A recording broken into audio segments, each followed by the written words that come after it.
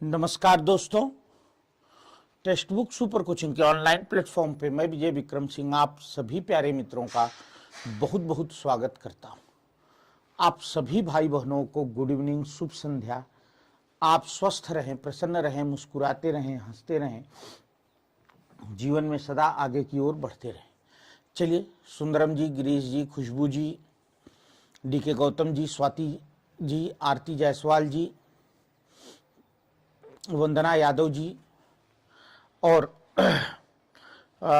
विजेंद्र सिंह जी, सभी को, पंकज जी, यश जी, हाँ आदित्य जी, जो है वैशाली तिवारी जी, सभी साथियों को, नरेश जी, निधि जी और कैलाश बिंद जी, वंदना जी, सबको नमस्कार है बेटा, सबको बहुत बहुत नमस्कार है। और देखिए साथियों, जैसा कि मैंने आप लोगों से कल डिस्कशन के दौरान बताया भी था कि राजस्थान जो है, राजस्थान ने बहुत अच्छी प्रवक्ता की वैकेंसी 350 पद हिंदी के आए हुए हैं।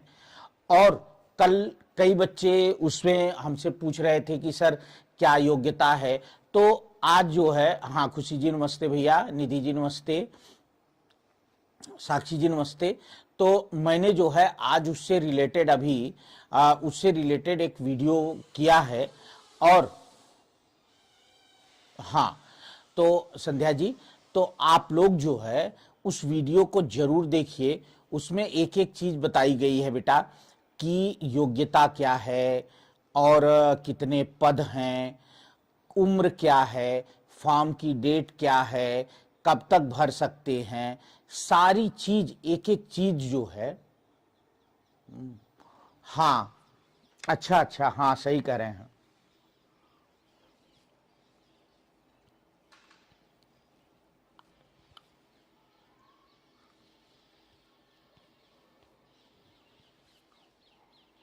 एक एक चीज मैंने उसमें बताई है, तो वो आप लोग वीडियो जरूर देखें बेटा, ठीक है। देखिए, आज हम जो है, जैसा कि आप लोग जान रहे हैं कि सैटरडे है, तो आज मैराथन का दिन है। और मैराथन में आज हम 2 घंटे की क्लास लगातार चलेंगे लेकर के। तो इसमें आप सभी भाई बहनों का बहुत एक वो था कि सर हमें छंद पढ़ा दीजिए ना, छंद बता दीजिए, कई बच्चों ने कहा था। तो आज हम जो है छंद की ही शुरुआत करने जा रहे हैं। आगे छंद से रिलेटेड जो है, ये तो कुछ रखे हैं पेज मैंने अपने लिए। आगे जो है छंद से रिलेटेड बहुत बढ़िया क्वेश्चन भी हैं, सब कुछ है, प्रैक्टिस के साथ क्वेश्चन भी हैं। तो आइए थोड़ा सा शुरू करते हैं, क्योंकि मैंने सोचा था कि थोड़ा आपको पढ़ा करके और फिर आगे हम चर्चा करेंगे। छंद देखो, छंद की जो सबसे पहली बात तो ये है ना, हाँ बिल्कुल, सब लोगों की काफी डिमांड थी छंद को लेकर के, तो खूब जमकर शेयर करिएगा। और जहां छंद में आपको दिक्कत आती है, बिल्कुल क्वेश्चन करते रहिएगा। छंद में जहां आपको समस्या आती है, प्रश्न करते रहिएगा। सुरेंद्र जी नमस्ते भैया, ठीक है बेटा। देखो, स्पीडली पढ़ना हो तो सॉरी, समझ में आना चाहिए, मायने ये रखता है, ठीक है। हाँ, चलिए शुरू करते हैं। छंद देखो बेटा, सबसे पहली बात तो याद रखिएगा कि छंद जो है, इसे पिंगल शास्त्र के नाम से भी जाना जाता है। छंद को क्या किया जाता है? पिंगल शास्त्र के नाम से भी, छंद को पिंगल शास्त्र के नाम से भी जाना जाता है। पिंगल शास्त्र के नाम से भी जाना जाता है। और ऐसा क्यों इसको पिंगल शास्त्र कहा जाता है बेटा? क्योंकि इसके जनक पिंगल ऋषि हैं। इसके जनक कौन है बेटा? इसके जनक पिंगल ऋषि हैं, ये सभी लोग जानते हैं। इसके बाद अब ये अगर ये पता चल गया कि छंद के जनक पिंगल ऋषि हैं, थ्योरी नहीं है बेटा, थ्योरी नहीं है बाबू, कुछ थ्योरी समझाएंगे आगे, फिर जो है प्रैक्टिस कराएंगे। ठीक है बाबू, चलिए। तो वर्डिक, चलो वर्डिक भी पढ़ा दूंगा बेटा रीना जी, किसी दिन पढ़ा दूंगा। पिंगल ऋषि है। दूसरी चीज ध्यान रखना बेटा कि छंद का सर्वप्रथम प्रयोग, छंद का सर्वप्रथम प्रयोग ऋग्वेद में हुआ है, क्योंकि आप लोग अच्छी तरह से जानते हैं ऋग्वेद में हुआ है, क्योंकि हमारा जो प्रथम लिखित साहित्य माना जाता है वो ऋग्वेद जो है माना जाता है। तो छंद का जो सबसे पहला जो है प्रयोग हुआ है बेटा, वो कहां हुआ है? ऋग्वेद में हुआ है। छंद का जो सबसे पहला प्रयोग हुआ है वो ऋग्वेद में हुआ है। ठीक है, चलिए आगे बढ़ते हैं बेटा, और अब हम बात करते हैं, हां एक बात और मैं भूल गया यार, ये जो पिंगल ऋषि हैं, पिंगल ऋषि, इनकी रचना का नाम है पिंगल सूत्रम, पिंगल सूत्रम या छंद शास्त्रम। इनकी रचना का नाम पिंगल सूत्रम या छंद शास्त्रम है। किसकी? पिंगल ऋषि की। चलिए, अच्छा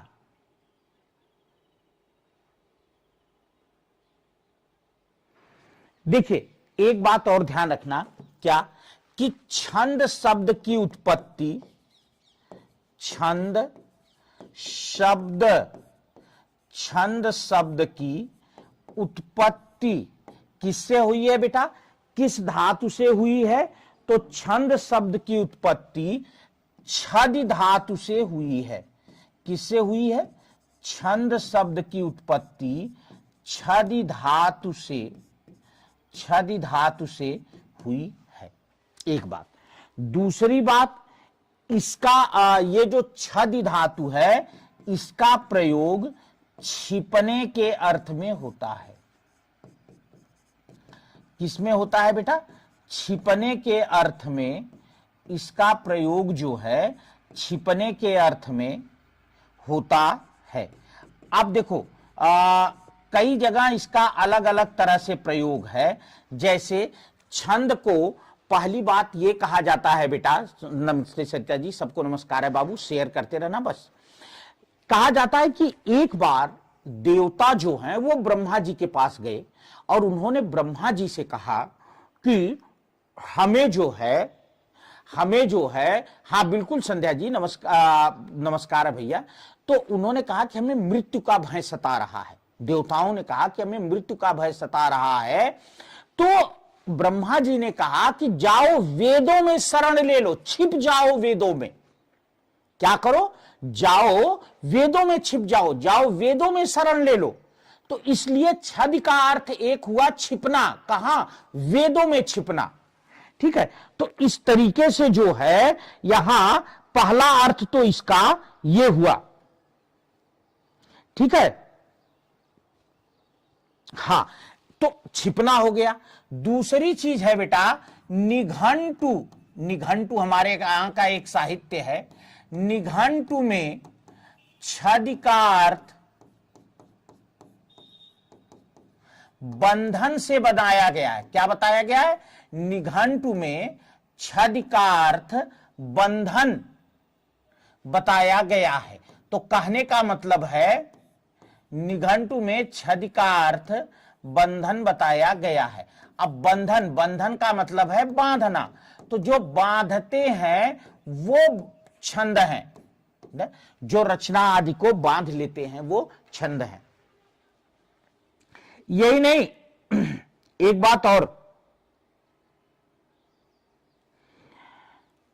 सायण जो हैं एक आचार्य हुए बेटा, उन्होंने कहा सायण, सायण एक आचार्य हुए, इन्होंने कहा, क्या कहा? अपमृत्युं वारयितुं आच्छादयति इति छंदः। क्या कहा इन्होंने? इन्होंने कहा अपमृत्युं वारयितुं, अपमृत्युं वारयितुं, ठीक है, आच्छादयति इति छंदः।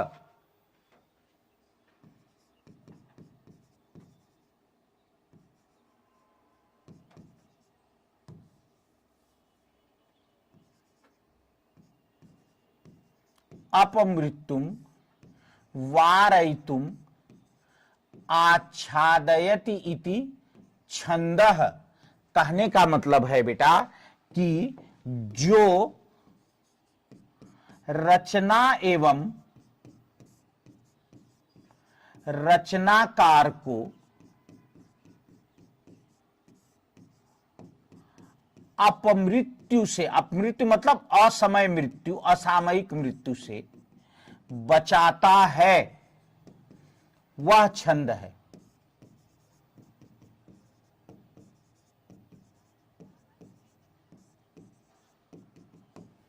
दूसरा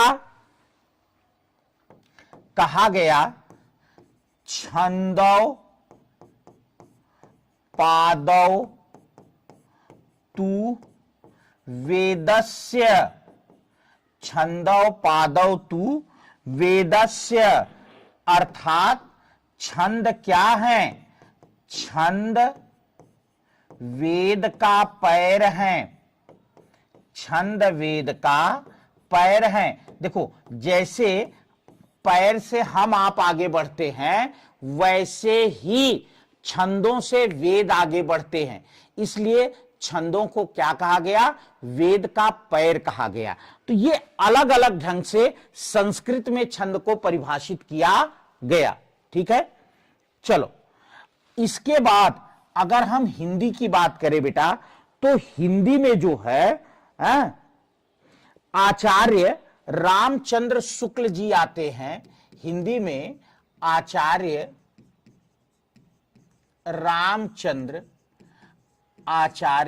रामचंद्र शुक्ल जी आते हैं, और शुक्ल जी ने परिभाषा दिया, क्या कहा बेटा? कि छोटी छोटी सार्थक ध्वनियों के, इन्होंने कहा छोटी छोटी सार्थक ध्वनियों, छोटी छोटी सार्थक ध्वनियों के प्रवाहपूर्ण सामंजस्य, छोटी छोटी सार्थक ध्वनियों के प्रवाहपूर्ण सामंजस्य का नाम छंद है। छोटी छोटी सार्थक ध्वनियों के प्रवाहपूर्ण सामंजस्य का नाम छंद है। कहने का मतलब है कि जो छोटे छोटे शब्दों से आगे बढ़ते हैं, गतिमान होते हैं, वो छंद है। बस ध्यान से सुनना, यही देखो समझाने में यही दिक्कत होती है, फिर आप भागने लगते हो ना, फिर आप भाग, क्वेश्चन होता तो अब तक सबका आंसर करते, पर गौर से सुन लो तब आगे चलूंगा। चलिए, छंद की जो सर्वमान्य परिभाषा दी, वो दी किसने? जगदीश गुप्त जी ने। किसने दी बेटा? जगदीश गुप्त जी। इन्होंने कहा, इन्होंने क्या परिभाषा दिया बेटा? इन्होंने कहा अक्षर, अक्षरों की संख्या, अक्षर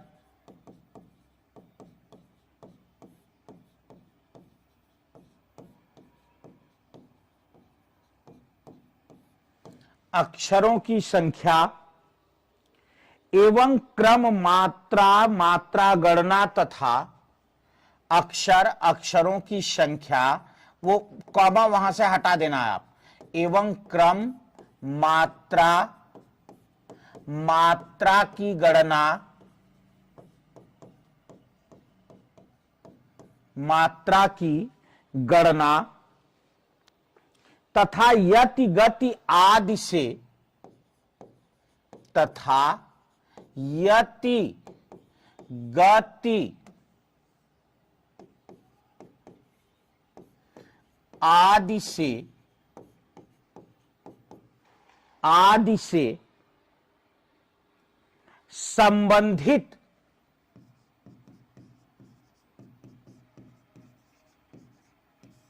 विशिष्ट रचना को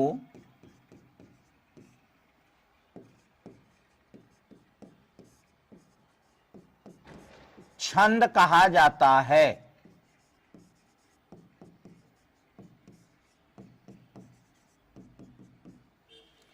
तो इस तरीके से यही छंद की जो है सर्वाधिक चर्चित और सर्वमान्य परिभाषा है। क्या कि अक्षर आप जानते हैं, अक्षरों की संख्या, मात्रा की गणना, यति गति आदि से मिली हुई रचना को छंद कहा जाता है। ठीक है, चलो छंद के पारिभाषिक शब्द।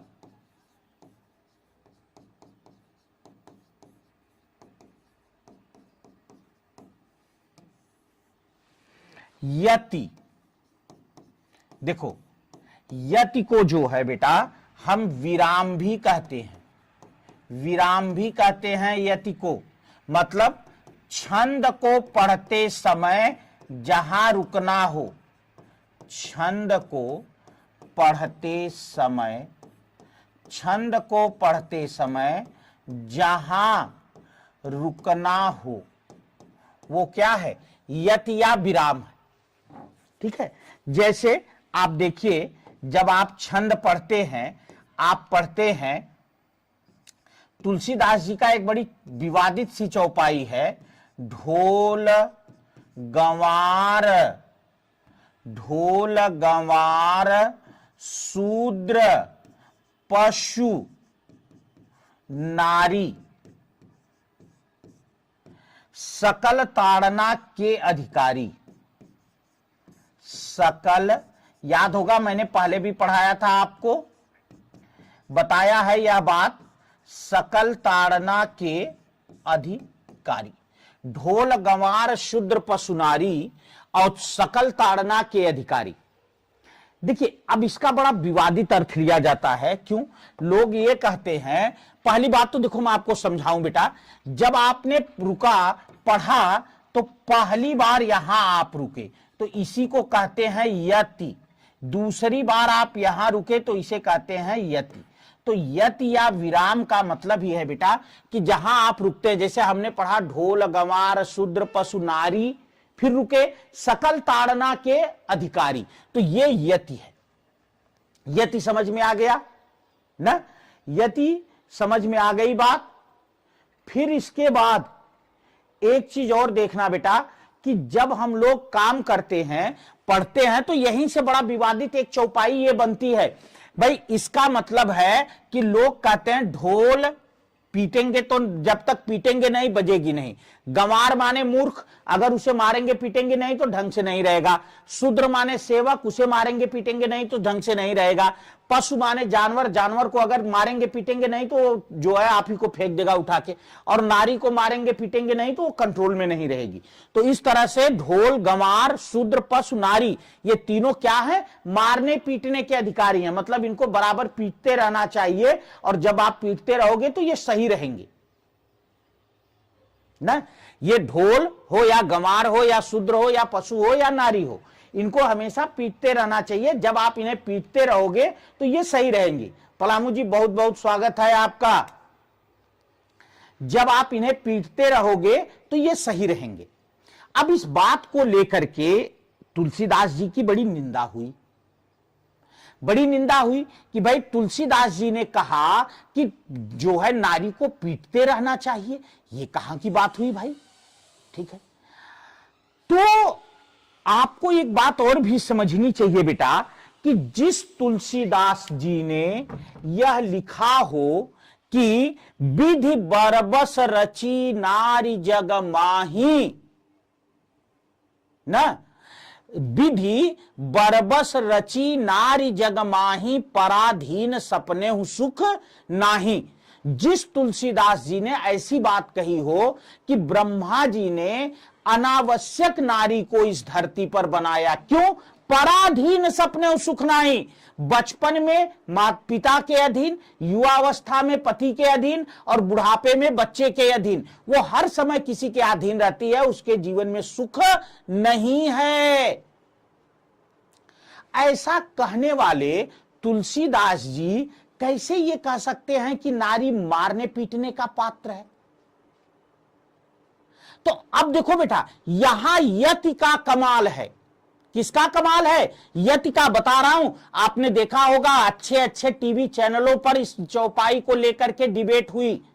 कई बड़ी बड़ी नेताओं के, मैं बता रहा हूं खुशी जी, हर एक एक बात बताऊंगा। कई बड़ी बड़ी पार्टियों के नेता इकट्ठा हुए, बहुत सारी बात हुई। तो देखो यहां जब इसका अर्थ लिया गया, वास्तव में ताड़ना, जैसा अभी खुशी जी ने कहा, तो सब लोगों ने कहा कि यार देखो, ताड़ना अवधी भाषा का शब्द है और ताड़ना का मतलब है देखना, ध्यान देना। ध्यान देना मतलब हम खुद अवध क्षेत्र के हैं और जो भी बच्चे अवध क्षेत्र के हैं वो जानते हैं कि लोगों ने हमारे यहां अवधी भाषा में कहते हैं, हम तो हैं ताड़त रहे हैं। आज तू बाजारे गया ना, हम देखे तो हैं ताड़त रहे पट्टे, आज तू अगर बदमाशी करता तो ही पीटित। मतलब कहने का अर्थ यही है कि ताड़ना माने देखना, ध्यान देना, कि इन पर ध्यान रखना चाहिए, इन पर निगाह रखनी चाहिए। मैं कहता हूं यह भी अर्थ नहीं, मैं कहता हूं ताड़ना का अर्थ मारना ही है, ताड़ना का अर्थ पीटना ही है। कैसे? मैं बता रहा हूं, सुनिए। अब इसमें यति का कमाल है। किसका कमाल है? यति का। ढोल गंवार शूद्र पशु नारी, अब इसका अर्थ निकल गया। मैं बता रहा हूं, ये ताड़ना का अर्थ मारना पीटना ही। लो यार हमसे पढ़ो, हम बता रहे हैं ताड़ना का अर्थ पीटना ही है। मैं कहता हूं खूब धो पीटना है ताड़ना का अर्थ। ताड़ना का मतलब क्या है? देखो, ढोल ये तय है, ढोल को जब तक आप पीटोगे नहीं बजेगी नहीं, एकदम तय है। गंवार शूद्र, गंवार माने मूर्ख, शूद्र माने सेवक। सेवक यदि गंवार है तो दंड का भागीदार है, इसमें कोई दो राय नहीं है भाई। अगर हमने कहा करने को ये आम कर दिया इमली, तो नुकसान तो हमारा किया, तो वो दंड का भागीदार है कि नहीं? भाई हमने कहा कि जाओ जो है ये सामान फला को दे आओ, दूसरे को देके चला आया, उसने कहा जी हमारे पास तो आया ही नहीं, अब तो हमारा उतना नुकसान हो गया, तो दंड का भागीदार है कि नहीं?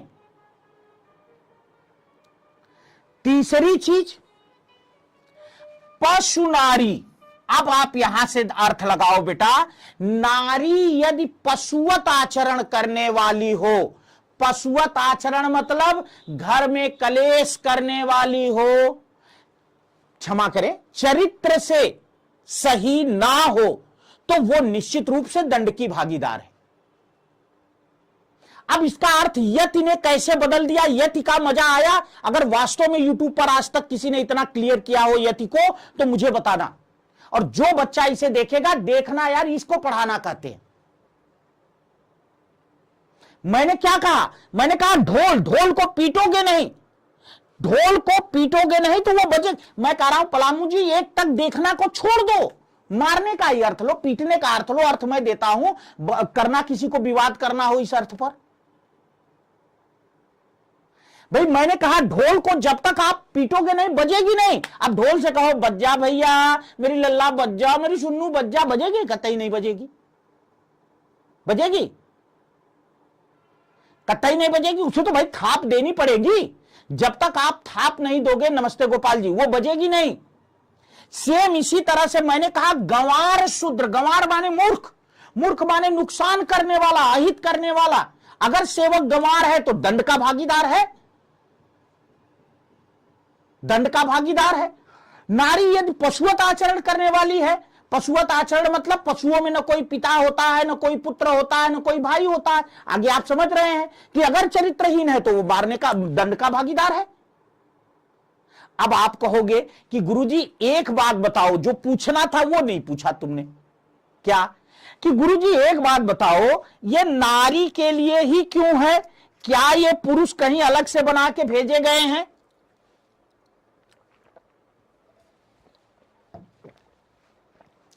ये नारी के लिए ही क्यों कहा? क्या पुरुष अगर चरित्रहीन है तो वो मारने का अधिकारी नहीं, दंड का अधिकारी नहीं? बिल्कुल है। सुनो बेटा, यहां अधिकारी की तर्ज पर नारी रखा गया है। यहां नारी का मतलब है स्त्री पुरुष दोनों। यहां नारी का मतलब बेटा स्त्री पुरुष दोनों से है। चूंकि आप जानते हैं कि तुक के लिए अधिकारी के तर्ज पर नारी रखा गया है, इसलिए याद रखना बेटा कि ढोल गवार शूद्र पशु नारी सकल ताड़ना के अधिकारी। ढोल को पीटोगे नहीं तो बजेगी नहीं। सेवक यदि मूर्ख है तो दंड का भागीदार है। स्त्री या पुरुष कोई भी हो, अगर वो चरित्रहीन है तो दंड का भागीदार है। इसका सीधा सीधा अर्थ ये है यति का कमाल। जब आप पहले पढ़ रहे थे, जब विवाद कर रहे थे तो यहां भी यति, यहां भी ऐसे यति लगाए थे। हमने 2 यति हटा दिया, बिल्कुल इस अर्थ से सब संतुष्ट हो गए कि हां सर अब आपकी बात बिल्कुल सही। और नारी का मतलब केवल यहां स्त्री से नहीं है बेटा। हाँ, अच्छा, ठीक है भैया रतिपाल जी। नारी का मतलब यहां स्त्री पुरुष दोनों से है। वहां दूसरों को भी दिखाया करिए कि देखो गुरुजी अपने ही क्षेत्र के हैं। ठीक है, बात समझ में आई? यति हो गई बेटा। चलो, दूसरा है मेरे प्यारे बच्चे गति। गति कहते हैं लय को भी। हमने देखा यार, एक दिन मैं देख रहा था एक बड़े टीवी चैनल पर इस बात को लेकर के काफी विवाद चल रहा था।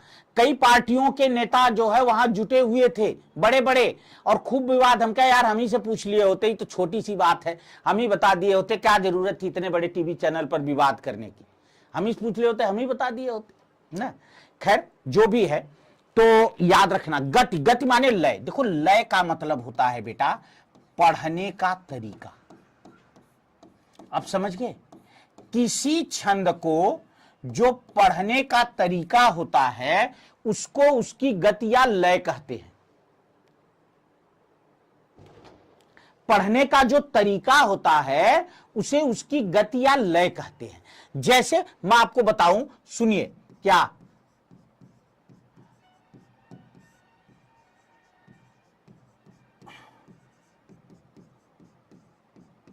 बस मैं 2 उदाहरण दूंगा। मुझे पता है संख्या ज्यादा नहीं रहेगी, पर जो पढ़ लेंगे उनको जो है कभी दिक्कत नहीं आएगी। और यही नहीं, अगर मात्रा गणना में कहीं दिक्कत आती हो तो भी हमसे पूछ लेना।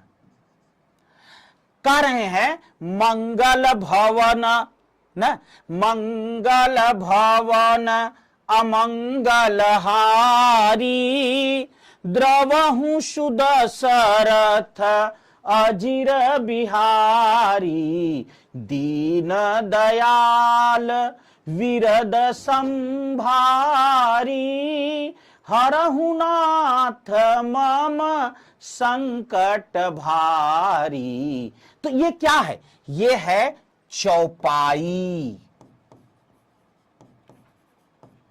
अब अगर इसी तरीके से हम पढ़ें,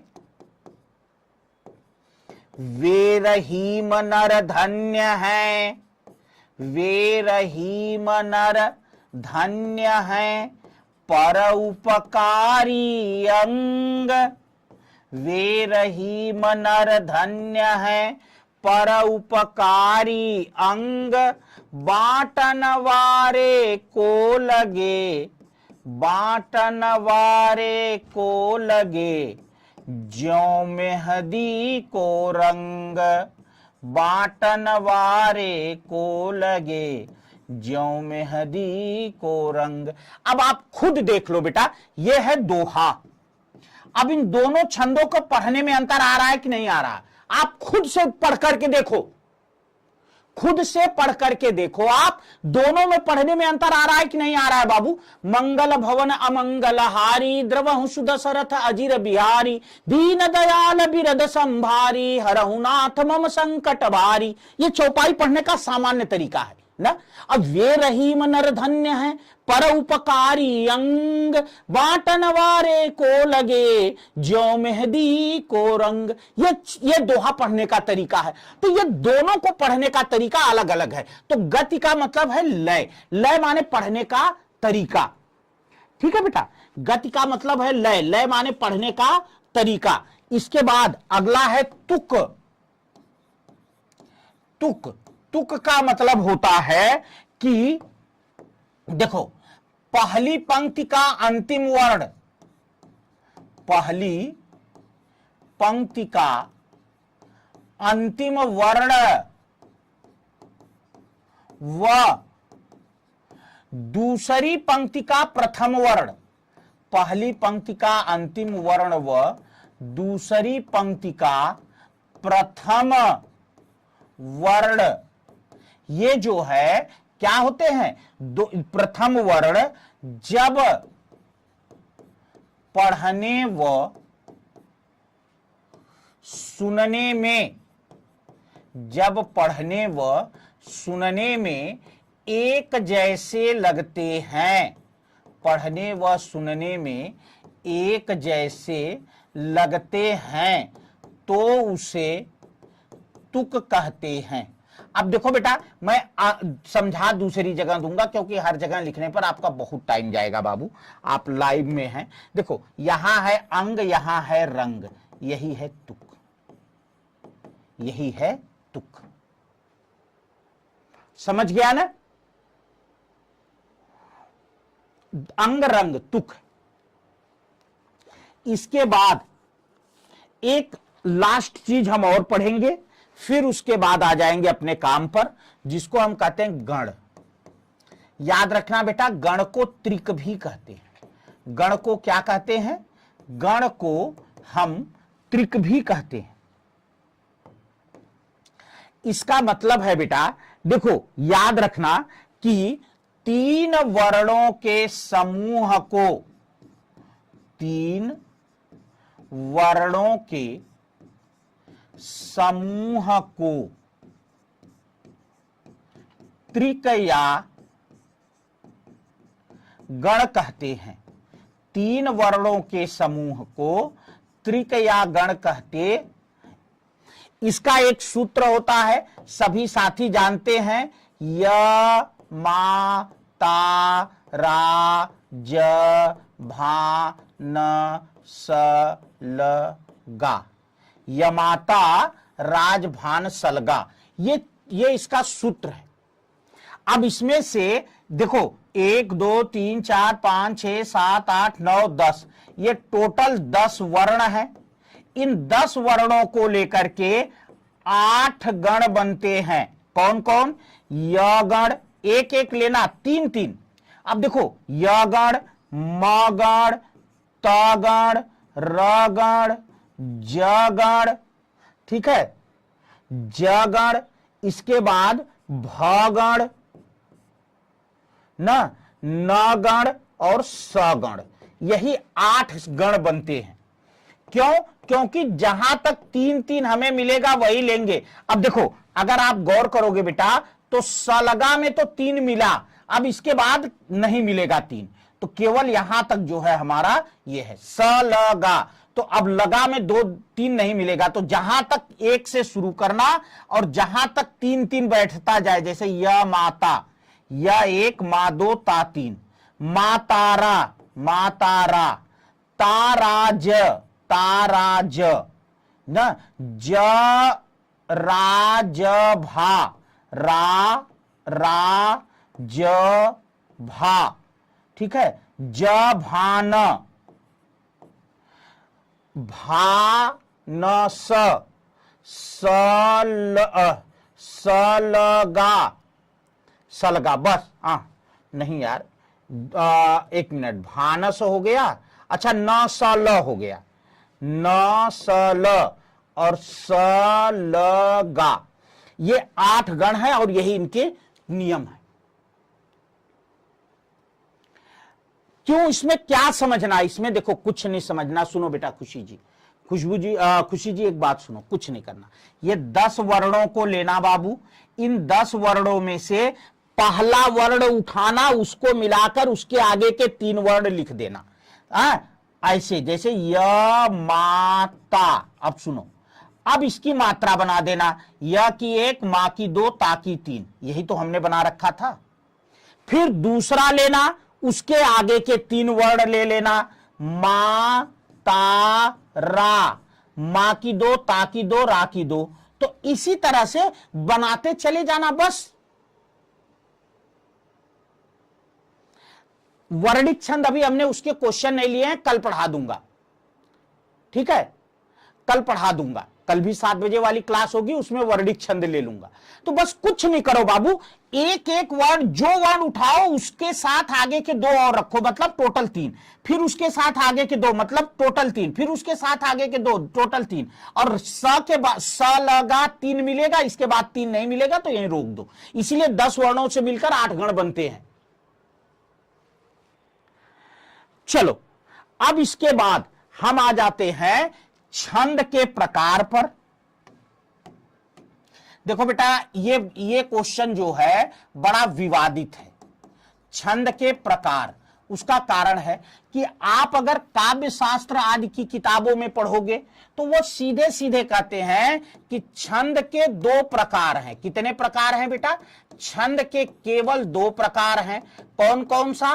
पहला प्रकार है वर्णिक छंद, पहला प्रकार है वर्णिक छंद, और दूसरा प्रकार है मात्रिक छंद। ठीक है, वर्णिक छंद का मतलब है जहां वर्णों की गणना हो, जहां वर्णों की गणना हो उसे वर्णिक छंद कहते हैं, और जहां मात्रा की गणना हो, जहां मात्रा की गणना हो उसे मात्रिक छंद कहते हैं। ठीक है, अब मात्रिक छंद की अगर हम बात करें बेटा, मात्रिक छंद मतलब जहां हम मात्रा गिनकर 13 मात्रा 11 मात्रा गिनकर छंद निकालते हैं उसे मात्रिक छंद कहते हैं। मात्रिक छंद जो है 3 प्रकार के हैं। पहला है सममात्रिक, दूसरा है बेटा अर्ध सममात्रिक,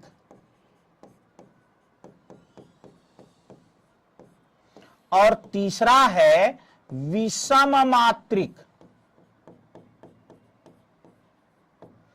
अब देखिए, सममात्रिक का मतलब है जिसके प्रत्येक चरण में एक बराबर मात्रा हो। मतलब अगर 4 चरण है तो एक बराबर मात्रा, जिसके प्रत्येक चरण में क्या हो? एक बराबर, जिसके प्रत्येक चरण में एक बराबर मात्रा हो, वो सममात्रिक है। अर्ध सममात्रिक का मतलब है पहले व तीसरे चरण में एक बराबर मात्रा, पहले व तीसरे चरण में एक बराबर मात्रा, दूसरे व चौथे चरण में एक बराबर मात्रा, दूसरे व चौथे चरण में एक बराबर मात्रा, इसको हम अर्ध सममात्रिक कहते हैं। विषम मात्रिक का मतलब है बेटा 2 छंदों के योग से, 2 छंदों के योग से बनने वाला छंद। अब देखो, धीरे धीरे आप भी कई पढ़ लिए, काफी हद तक, लगभग 30-40 मिनट तो आपको भी वो लग रहा होगा। तो आइए धीरे धीरे, और हम अब वहां पहुंच भी गए हैं, तो धीरे धीरे क्वेश्चन शुरू करते हैं और अब आगे एक एक क्वेश्चन लेकर आपको बताते हैं। चारों चरणों में लो, अब पहला क्वेश्चन ही आ गया आपका, उत्तर करो जल्दी। अब जितना पढ़ा है उसे अप्लाई करो।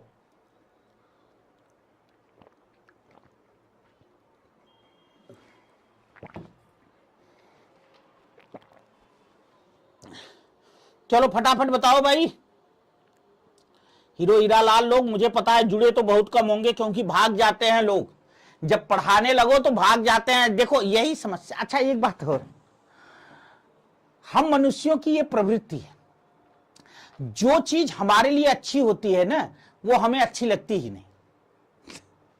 सच कह रहा हूं, और मैं आपको सही बता रहा हूं, जो चीज आपको अच्छी लगे, मैं बच्चों से भी हमेशा एक ही बात कहता हूं कि बेटा जो चीज बहुत अच्छी लगे ना, उसे 10 मिनट बैठ के सोच लेना। मैं विश्वास दिलाता हूं कि उसमें से 99% चीजें आप पाओगे आपके लिए अहितकर ही हैं। तो जो हितकर चीज होती है उस पर लोग भाग खड़े होते हैं ना, जो हितकर चीज होती है उस पर लोग भाग खड़े होते हैं। और जो अहितकर चीज होती है उस पर देखो, है शाम को देखो मंदिर में बहुत कम लोग दिखते हैं ना, और दारू की दुकान पे देखो ऐसा लगता है जैसे ससुरी फ्री में बंट रही हो, ढाई लाइन लगाए हैं, तो ऐसे लगता है जैसे फ्री में बंट रही हो। तो वास्तव में जो हितकर चीज है ना, वो हमें अच्छी नहीं लगती, जो अहितकर चीज है वही अच्छी लगती है। ये हमारा मन ही ऐसा है कि ये गलत की तरफ ही अट्रैक्ट होता है, ये कभी अच्छे की तरफ अट्रैक्ट होता ही नहीं। हाँ हाँ, चलिए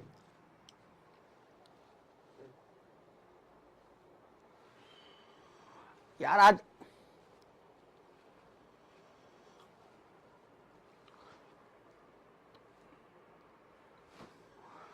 चारों, अभी हमने पीछे बताया बेटा कि प्रत्येक चरण में समान मात्रा हो तो उसे सम माने समान, मात्रिक माने मात्रा, छंद समान मात्रा का छंद। प्रश्न उठेगा कहां समान मात्रा, ऐसे जब क्लास में आओगे तो इस तरह से, कहां समान मात्रा, आंसर होगा प्रत्येक चरण में, आंसर होगा प्रत्येक चरण में। चलो अगला है कौन विषम मात्रिक छंद है। अब इसे जरा पढ़ लो और मैं बता दे रहा हूं, एक बता दूंगा, यहां से क्वेश्चन एक ये बनता है बेटा, कौन सम है कौन विषम है।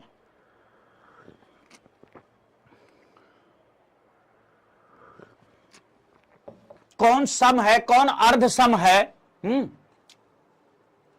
हां, फर्स्ट पेपर कठिन नहीं होता, थोड़ा सा तैयारी चाहिए बेटा। पढ़ो, सब लोग पढ़ो। आज मैंने सब कुछ उसके बारे में बता दिया जल्दी जल्दी, और मैं बहुत जल्दी एक दो दिन, मंडे, कल मंडे है ना, कल मैं इसके लिए आपको जो है एक कोर्स लेकर के आऊंगा, और सब लोग फटाफट खरीदो और पढ़ो। राजस्थान बहुत जरूरी है यार, बहुत बढ़िया, मतलब अच्छा मौका है, डायरेक्ट प्रवक्ता सीधा बनने का बड़ा अच्छा मौका है। हाँ, माइनस मार्किंग है आरपीएससी में, ये भी मैं आपको बता दे रहा हूं। कठिन इसलिए हो जाता है कि माइनस मार्किंग है, और 1/3 माइनस मार्किंग है। 3 गलत क्वेश्चन पर एक सही क्वेश्चन चला जाता है। देखो विषम मात्रिक, अब सुन लो बेटा, आपको एक तरीका बताता हूं, नोट कर लो, फिर सब ये पूरा प्रश्न चाहे जैसा है एक बार में खत्म। क्या अर्धसम मात्रिक, अर्धसम, देखो अर्धसम 4, कहने का मतलब है कि अर्ध सममात्रिक छंद में 4 छंद आते हैं, याद कर लो, दोहा, सोरठा, बरवय और उल्लाला। दोहा, सोरठा, बरवय और उल्लाला, ये 4 छंद आते हैं अर्ध सम मात्रिक में, याद कर लो। विषम मात्रिक में 2 छंद आते हैं, छप्पय और कुंडलिया। छप्पय और कुंडलिया, ये 2 विषम मात्रिक में आते हैं। इसके अलावा जितने हुए सब सम मात्रिक। मनोज जी नमस्ते।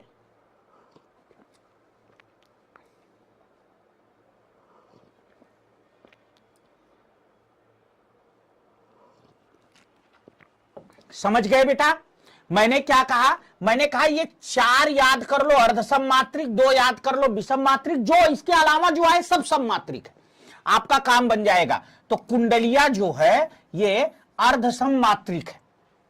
एक बात, इसका ट्रिक ले लो, कूदो रोज। ट्रिक मेरे बच्चों को याद हो चुका है, कूदो रोज। कू का मतलब है बेटा, कू का मतलब है कुंडलिया, बराबर दो का मतलब हो गया दोहा, प्लस रो का मतलब हो गया रोला। तो कुंडलिया बराबर दोहा प्लस रोला, एक दोहा और एक रोला मिलकर कुंडलिया बनते हैं। आप लोग जानते हैं दोहा दो पंक्ति होती है दोहे में, और चार पंक्ति होती है रोला में, ठीक है। तो 4 2 6, टोटल 6 पंक्ति का छंद है कुंडलिया, ठीक है। और इसका सूत्र है, अच्छा एक बात याद रखना, क्या प्रथम दो पंक्ति जो होती है वो दोहे की होती है, और अंतिम 4 पंक्ति रोला की। प्रथम 2 पंक्ति दोहा की और अंतिम 4 पंक्ति रोला की। सबको याद है? चलो कुंडलिया एक सुनाओ भाई।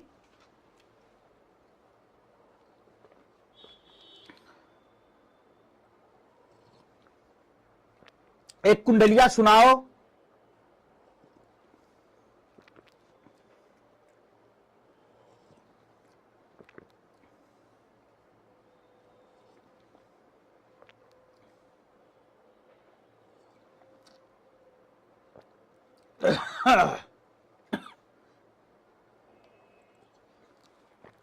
चलो बोलते बोलते यार गला दर्द करने लगा, मैं कहा थोड़ी सी कुछ गर्माहट ले ली जाए, चाय पी ली जाए। चलो देखो, कोलाहल सुनी खगन के सरवर जनी अनुराग, पहली पंक्ति, कोलाहल सुनी खगन के सरवर जनी अनुराग, ये सब स्वार्थ के सखा दुर्दिन दई हैं त्याग। अब दुर्दिन दई हैं त्याग, तो ये तेरो जब जई हैं, दूर ही से तज आस पास को नहीं आई है। और कह गिरधर कविराय तो ही मत करी है काहल, और ये चल छल के मूल भूल मत सुन कोलाहल।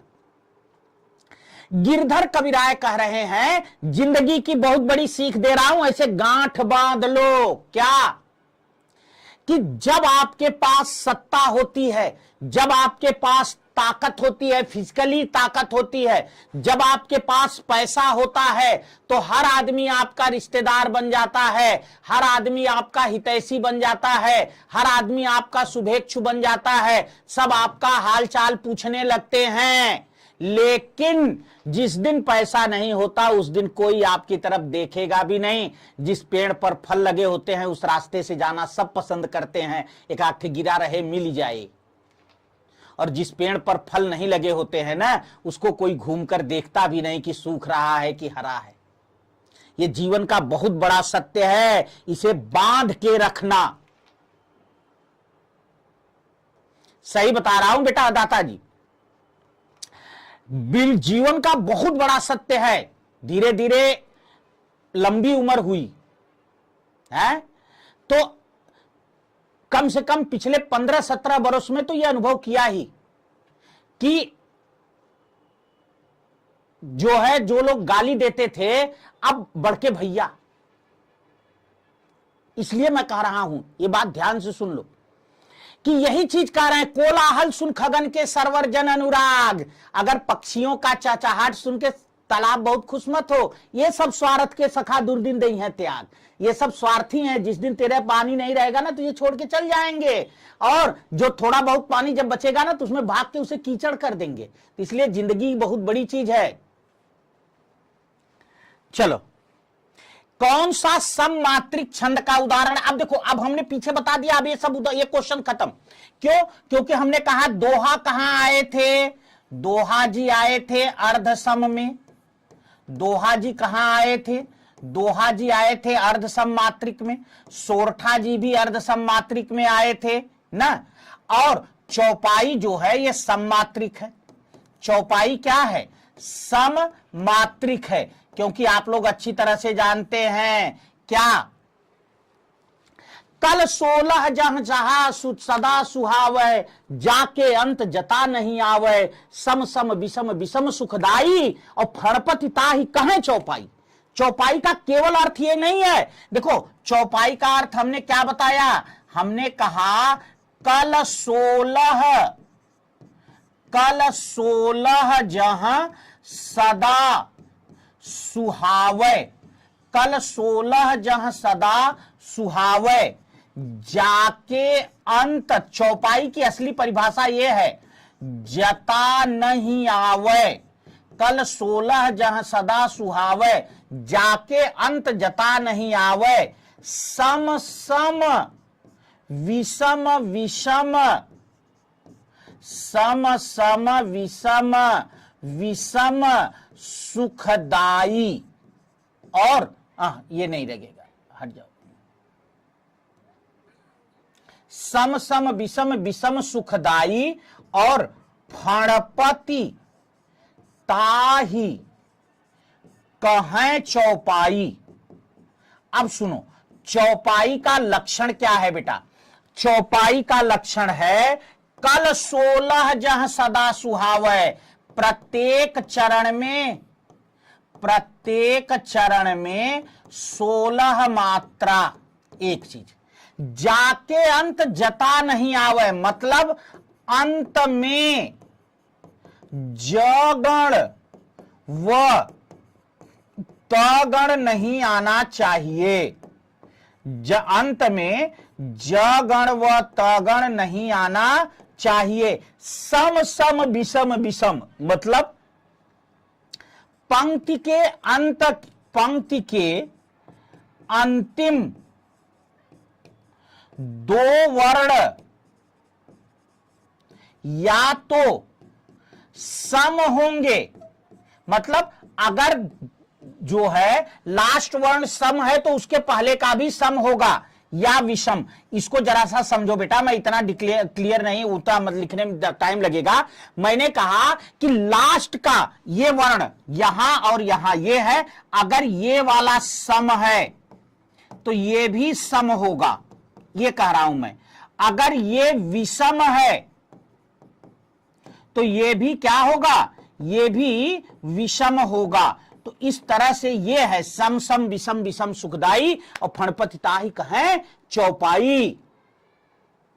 ठीक है, बात समझ में आई। अब चौपाई आज सीखा ना, आज सीखा कि नहीं? भले संख्या मत बढ़ाओ। गुलाब जी नमस्ते भैया, हैं कहां थे भाई अभी तक? तो भले संख्या मत बढ़ाओ आप, नहीं मतलब ये वाली संख्या, सरकार वाली नहीं। तो जो है भले ही संख्या मत बढ़ाओ, लेकिन हम तो अपना सही सही बताएंगे। तो देखो ये सही सही चौपाई की परिभाषा ये है, नहीं हमारी वाली संख्या। चलो अगला है, नहीं पराग नहीं मधुर मधु, और नहीं विकास यही काल, अली कली ही सौ विध्यो, आगे कौन हवाल। बता दो भैया। देखो अब एक बात ध्यान से देखो, एक बात देखो, गौर करो। अरे यार यहां बताने में देखो एक गलती हो गई हमसे। गलती ये हो गई बेटा, रुक जाओ, एक गलती हो गई छोटी सी, ध्यान नहीं दिया। देखो बात करने में देखो, अगर ये सम होगा तो ये भी सम होगा, ये हमने कहा। और अगर ये विषम होगा ना, ये हो गया विषम, ये अगर ये विषम होगा तो ये भी विषम होगा, ये है।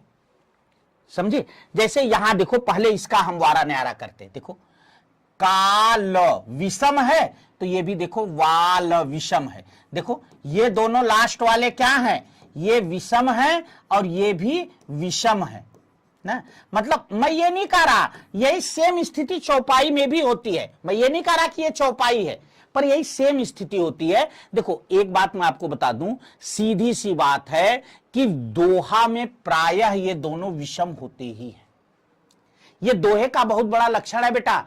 दोहा में ना, हां दोहा में ये प्रायः विषम होते ही हैं। ठीक है, इसलिए ध्यान रखना। बाकी छंद इसमें दोहा है। दोहा कैसे है देखो, नहीं नहीं पराग नहीं मधुर, 1 2 3 2 5 1 6 1 7 2 9 1 11, चलो 1 2 ना, 1 2 3 4, अच्छा नहीं नहीं है, ये नहीं है ही, ठीक है कोई बात नहीं। हाँ अब मैं समझ गया। देखो एक बात ध्यान रखना बेटा, ये जो ऊपर बिंदी लगती है ना, ये बिंदी दो तरह से, इसको थोड़ा सा मात्रा गणना में कंफ्यूजन करेगा। ये बिंदी दो जगह लगती है। कहां? एक ये लगती है बेटा अनुनासिक में, और एक लगती है अनुस्वार में। थोड़ा सा इसको सीखो। नहीं माम, जैसे अनुनासिक ये और ये दोनों हैं, और अनुस्वार केवल ये है। जैसे मैं इसका एक उदाहरण दूं बेटा, जैसे आपको लिखना है चांद, तो चांद तो आप ऐसे लिख दोगे, लेकिन अगर आपको लिखना है नहीं, तो नहीं ऐसे थोड़ी बनाओगे, ये गलत है ना। तो ये कैसे बनाते हो? नहीं।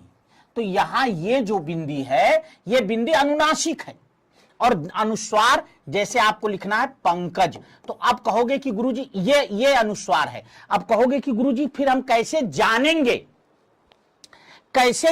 कि कब बिंदी अनुनासिक है और कब बिंदी अनुस्वार है, कब बिंदी अनुनासिक है और कब बिंदी अनुस्वार है? तो मैं एक तरीका बताता हूं। क्या? जब इसे पढ़ने में, इस बिंदी को जब पढ़ने में नाक की ध्वनि आ जाए, नहीं, देखो नाक भन्ना रही है, जब इसे पढ़ने में क्या हो जाए? नाक की ध्वनि आ जाए, तो समझ लेना कि ये अनुनासिक है।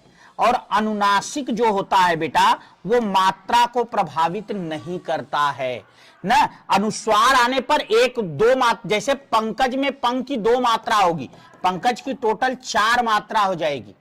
तो अनुस्वार आने पर मात्रा को प्रभावित करता है, पर अनुनासिक मात्रा को प्रभावित नहीं करता है। तो नहीं पराग नहीं मधुर मधु, 1 2 3 4 5 6 7 8 2 10 1 11 2 13। अब 13 देखा तो यार समझ गए दोहा है।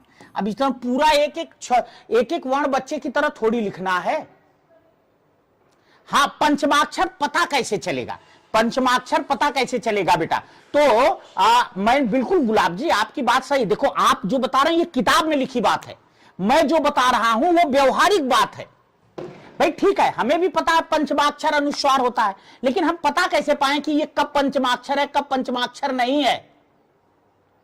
कब पंचमाक्षर है और कब पंचमाक्षर नहीं है, हम कैसे पता पाएं? तो इसका तरीका मैंने बताया कि जब इसे पढ़ने में नाक की ध्वनि आ जाए तो समझ लेना अनुनासिक है। अब ये मात्रा को नहीं प्रभावित करेगा, 1 है तो 1, 2 है तो 2, और नाक की ध्वनि न आए तब समझना कि अनुस्वार है। अब ये मात्रा को प्रभावित करेगा। बोलो बात समझ में आई तो भारत माता की जय ना। और मुझे लग रहा है सब चले गए दीपावली की छुट्टी पर।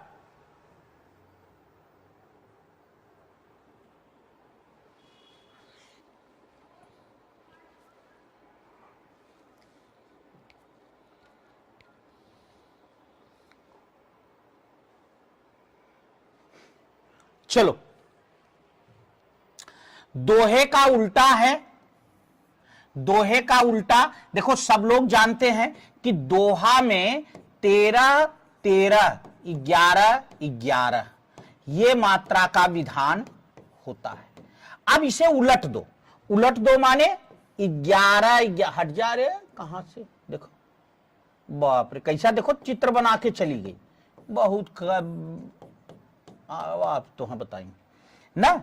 इसको जो है उल्टा कर दो, ये 11 ये 13, ये 11 ये 13, इसको कहते हैं सोरठा।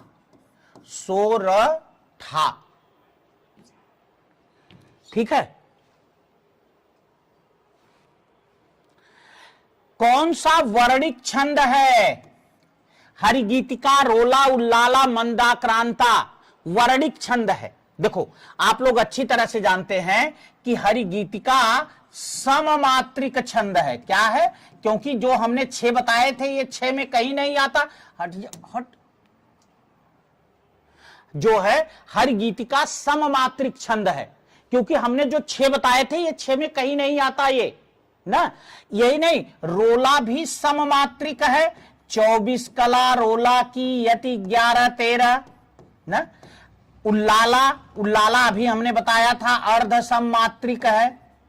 उल्लाला जो है, हुल्लाला मत कर देना, अर्ध सममात्रिक है। मंदाक्रांता जो है ये वर्णिक छंद है। और इसका ट्रिक बता दूं, वर्णिक पढ़ा दूंगा, ऐसे ट्रिक से याद कराऊंगा। देखो म भ न त त गौ, मभन तत गौ मंदा। और एक बार ऐसे याद कर लोगे तो कभी नहीं बिगड़ेगा धंधा।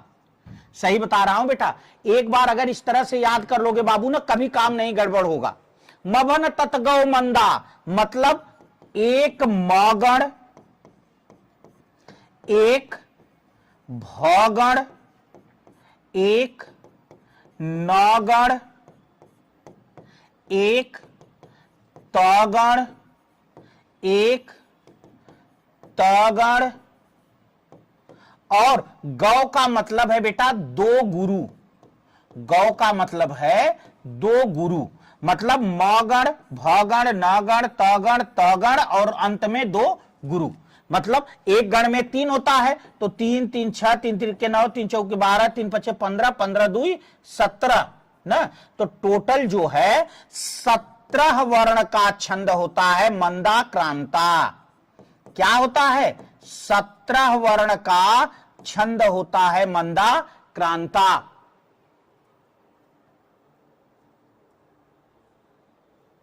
ठीक है, चलो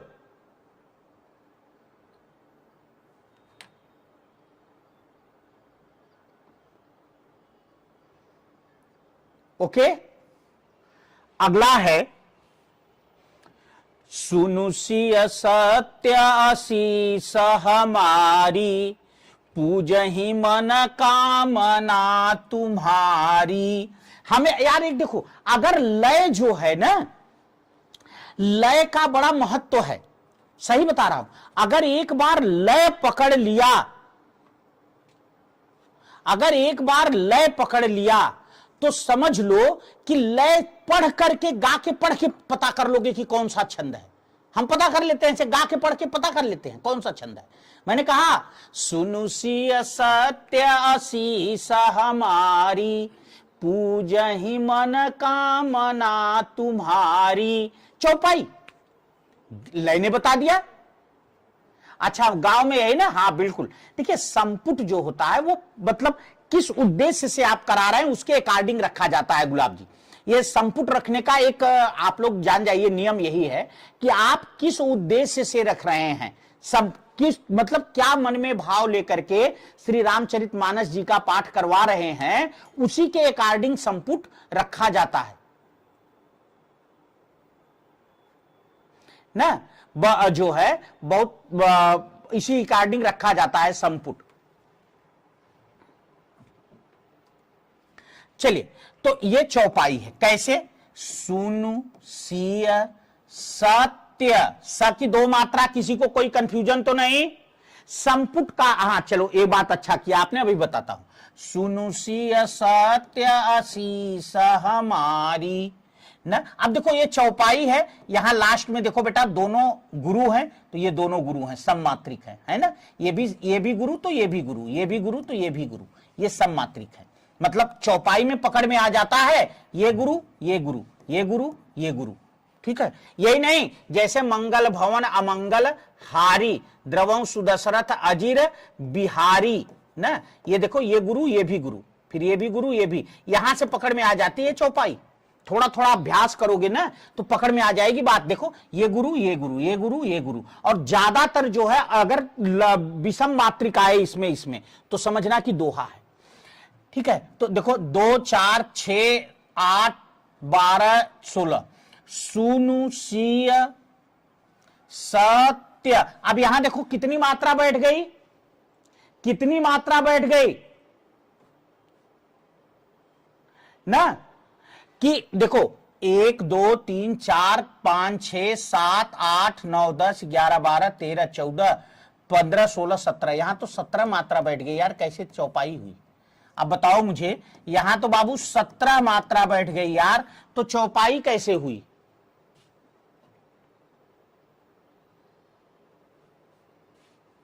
बताओ। नहीं, 6 बजे वो तो 2 दिन हमने स्पेशल कंडीशन में लिया था बेटा, 6 बजे हमने 2 दिन स्पेशल कंडीशन में लिया था ना। देखो इसका कारण है, अब यहां एक बहुत अच्छी बात सुनाता हूं, बहुत अच्छी बात। देखो छंद में एक चीज होती है जिसे हम कहते हैं स्वराघात या बलाघात। ये सब भैया स्वराघात या बलाघात, स्वराघात या बलाघात। देखो इसका मतलब क्या है, क्यों किसी पर एक मात्रा, क्यों किसी की 2 मात्रा, लघु गुरु बनते क्यों हैं? आप अच्छी तरह से जानते हैं बाबू, सब लोग पढ़े हैं। मात्रा मतलब उच्चारण का समय, मात्रा मतलब उच्चारण का समय या उच्चारण में लगने वाला समय, मात्रा। कहीं 16 नहीं है भाई। अच्छा ये, हां सही कह रहे हो, ये गड़बड़ हो गया ससुरा। चलो खैर, लेकिन जो चीज मैं आपको पढ़ा रहा हूं ये सुन लो। अब होता क्या है, मात्रा माने उच्चारण में लगने वाला समय। कभी कभी वर्ण गुरु होता है, कभी कभी वर्ण गुरु होता है, पर मात्रा एक लगती है। क्यों? क्योंकि उस पर बल नहीं पड़ता, याद रखना। और कभी कभी वर्ण ह्रस्व होता है, कभी कभी वर्ण ह्रस्व होता है, पर मात्रा 2 लगती है। कभी कभी क्या होता है, वर्ण ह्रस्व होता है पर मात्रा 2 लगती है। क्यों? क्योंकि उस पर बल पड़ने लगता है। भाई एक बात देखो ना, अब जैसे लोग हैं, लोग, अब या तो केशव दास की तरह आवत जात देश के लोगा, अब लोग को लोगा कर दो तो गलत है, लोगा तो गलत हो गया। लोग को आप लोग ही रखोगे, अब कभी इस पर बल पड़ गया तो 2 मात्रा, नहीं पड़ा तो 1 मात्रा। चलो आगे पढ़ाऊंगा।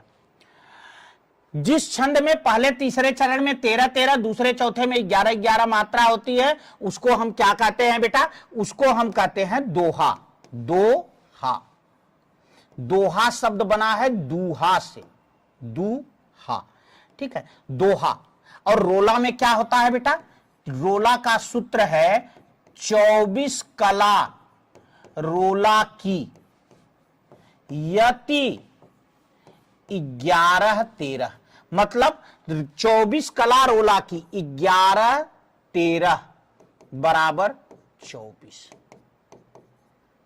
11-13 बराबर 24, 11-13 बराबर 24, 11-13 बराबर 24। तो इस तरीके से यह है बेटा रोला। रोला में 4 पंक्ति में 4 चरण बनता है, प्रत्येक चरण के में 11-13 पर यति के साथ 24 मात्रा होती। मदिरा सवैया का लक्षण है। अच्छा अच्छा अच्छा अच्छा, ये भी आ गए। चलो एक एक पढ़ते रहो ऐसे ही, तब तो काम ही बन जाएगा। 7 भकार गकार उभय तब, मत्त गयंद बने सुखदानी। 7 भकार गकार ना, गकार उभय तब जो है मत्त गयंद, तो 7 भ से तो मत्त गयंद बनता है, लेकिन लास्ट में क्या होता है? 7 भकार गकार उभय तब मत्त जो है, हा,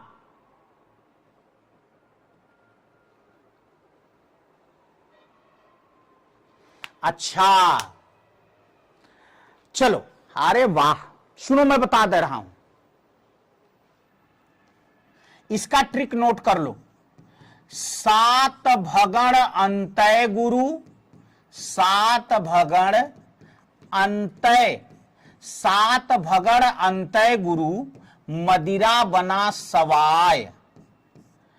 7 भगण अंतय गुरु मदिरा बना सवाय। अच्छा एक चीज मुझे बताओ यार, छोड़ो मेरे भाई लोगों, एक बात बताओ, सवैया छंद कितने मात्रा का होता, कितने मतलब कितने वर्ण का छंद सवैया होता है, बताना भाई। तो जरा देखो कितनों को याद है जरा ना, कितने वर्ण का छंद सवैया होता है, कितने वर्ण का छंद सवैया होता है, जरा बताना भाई। तो सवैया कितने वर्ण का छंद होता है, और अब मुझे किसी की पिटाई करनी है जो नहीं बता पाया ना। चलो, कितने वर्ण का छंद सवैया होता है बताना भैया जरा। तो 26, 32, 22 से 26, 32। अभी देखो आगे क्या मिलेगा है? अभी ये भी हो सकता है ना, अभी ये भी हो सकता है कि जो है, हाँ स्वाति जी ने तो काम किया था, ये 30, 32 कुछ बता रही थी ना, तो अभी ये भी हो सकता है कोई आगे और भी बता दे।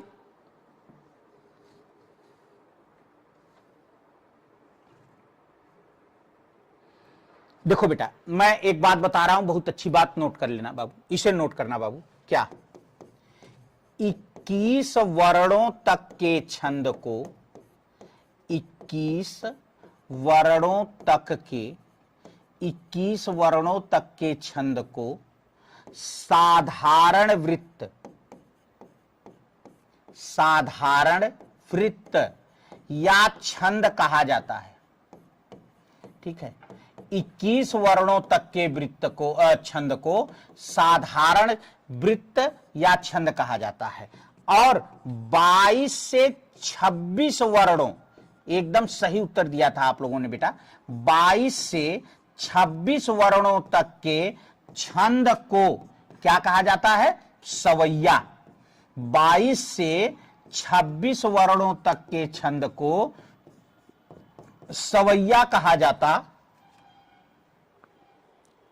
सही है?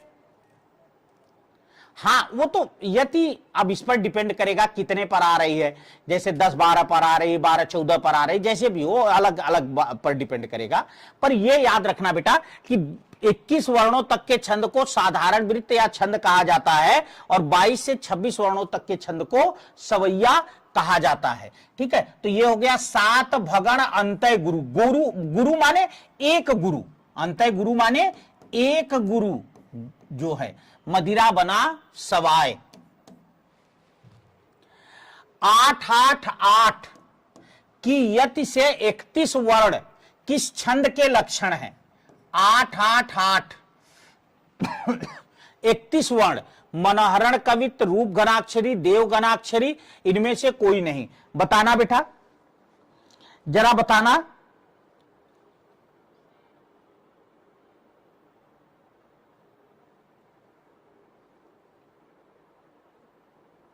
चलिए,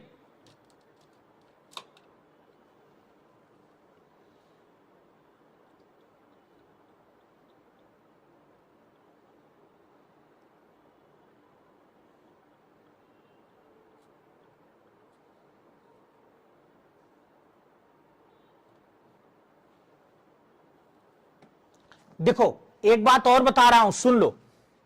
क्या 26 वर्णों, ये भी नोट कर लेना उसी के साथ, 26 वर्णों से अधिक के छंद को, 26 वर्णों से अधिक के छंद को क्या कहा जाता था? को दंडक या घनाक्षरी छंद। 26 वर्णों से अधिक के छंद को दंडक या घनाक्षरी छंद कहते हैं। 26 वर्णों से अधिक के छंद को दंडक या घनाक्षरी छंद कहते हैं। यह चीज दिमाग में बिठा लेना। और इसमें भी ध्यान रखना बेटा कि इसमें भी जो है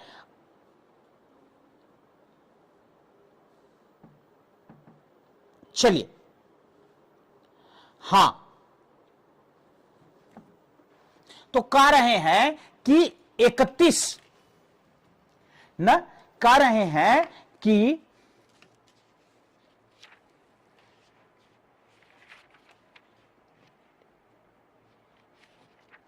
चलिए, हां तभी मैं कहूं इसमें कुछ गड़बड़ है बेटा। खैर कोई बात नहीं, मैंने कहा इसे एक बार देख लूं क्योंकि इसमें कुछ गड़बड़ी लग रही थी मुझे।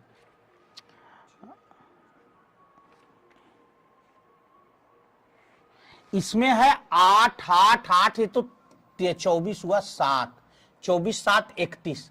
इसको कहते हैं मनहरण कवित्त। 31 आता है तो इसको क्या कहते हैं? मनहरण कवित्त कहते हैं। ठीक है, देखो वैसे जो कवित्त होता है, ध्यान से सुनना बेटा, ये 32 वर्ण से अधिक का होता है। लेकिन एक ये मनहरण कवित्त है जो 31 वर्ण का है। जो कवित्त होता है उसे 32 वर्ण से अधिक का है, लेकिन एक ये है जो कम का होता है। दोहा रोला के मेल से क्या बनता है? दोहा रोला, देखो अभी मैंने आपको बताया था कु दो रो ज। कु से कुंडलिया, कु से क्या हो गया? कुंडलिया, बराबर 2 से हो गया दोहा, प्लस रो से हो गया रोला। तो कुंडलिया बराबर दोहा प्लस रोला। अब एक बात आपको और बता दूं, कुंडलिया का जो सबसे बड़ा लक्षण है बेटा, दोहे के अंतिम चरण से ही, आप देखकर ही बता दोगे, गिनने उनने की मात्रा जरूरत ही नहीं है, ना लाइन कुछ नहीं। दोहे के अंतिम चरण से ही रोला प्रारंभ होता है। दोहे के अंतिम चरण से ही क्या होता है? रोला प्रारंभ होता है। जैसे मान लीजिए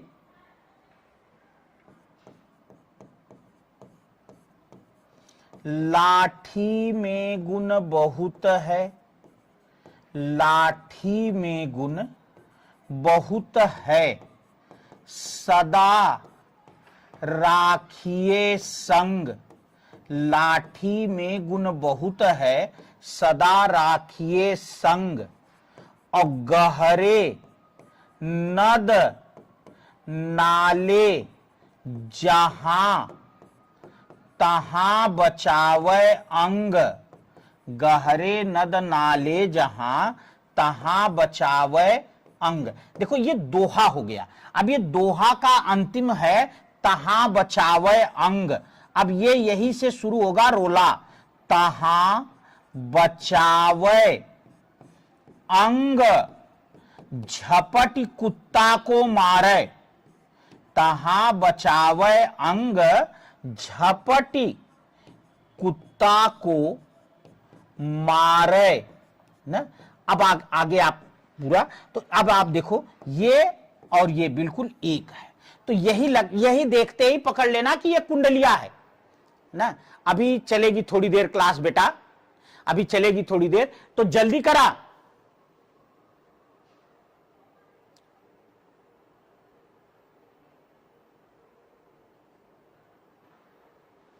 तो ये है कुंडलिया। किसको पुकारे यहां रोकर अरण्य बीच, चाहो जो करो शरण शरण तिहारे हैं। देख लू पंक्ति, चूंकि इसमें छंद गिनने में गड़बड़ी हो जाती है, तो किसको पुकारे यहां अरण्य बीच ना, ठीक है, चाहे जो करो शरण शरण तिहारे हैं। कह रहे हैं कि इसमें कौन सा छंद है बाबू, बताओ। चाहे किसको पुकारे यहां उलाला छप्पे रोला घनाक्षरी। देखो रोला भैया को तो कहो जय श्री राम। क्यों जय श्री राम करो? क्योंकि इतनी मात्रा बैठेगी, बड़ा लंबी लाइन हो गई, यति बैठेगी ही नहीं, ठीक है। अब छप्पे, छप्पे भी नहीं होगा। क्यों? छप्पे का सूत्र होता है बेटा रोऊ छपा छप। रो क्या है, कहां बैठा है आतंकवादी तत्व से, हटो यार, तुम तो दुखी कर दो। इसका सूत्र होता है रोऊ छपाछप। रो से मतलब हो गया रोला, प्लस ऊ से हो गया उल्लाला, बराबर छपाछप से हो गया छप्पे। तो छप्पे बराबर रोला प्लस उल्लाला। ठीक है, अब आप यहां एक खास बात देखो बेटा कि शुरू की 4 पंक्ति,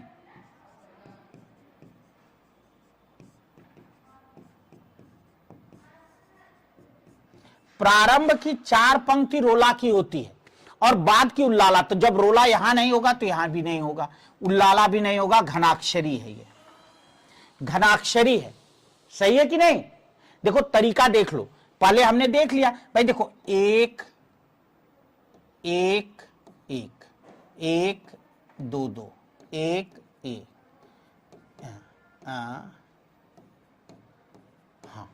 अब देखो 1 2 4 5 2 7 2 9 1 10 2 12 2 14 1 15 1 16 1 17 2 19 1 20 2 20 2 22 1 23, 23 आ गया ना, 23। तो इसका मतलब ये जो है हमारा उधर चला जाएगा आपका, किसमें 23 हो गया और प्लस 1 2 3 4 5 6 7 8 9 10 11 12 13 14 15 16 17 18 19 20 21 22 23 24 25 26 27 28 29 30। तो ये आगे बढ़ गया, इसका मतलब है कि घनाक्षरी हो गया। न गण न गण म गण य गण के क्रम से 8 और 7 की यति से 15 मात्रा का वर्णिक छंद है। जल्दी बताना बेटा, न गण न गण म गण य गण के क्रम से 8 और 7 पर यति से 15 मात्रा का वर्णिक छंद है। हाँ मात्रा गिन के देखो यार, मैं यही तो बता रहा हूं, मात्रा गिन के अंदाजा लगा लोगे। क्यों? ये 23 जो है मात्रा बैठ गई, 23 मात्रा किसी में पहले चरण में होती ही नहीं, तो सीधी सी बात है कि घनाक्षरी है। चलो बताना, न गण न गण म गण य गण,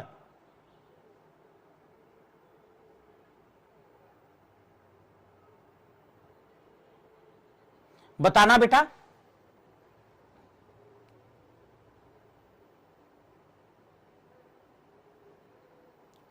हां ये देखो एक सूत्र होता है 212 नमय मालिनी।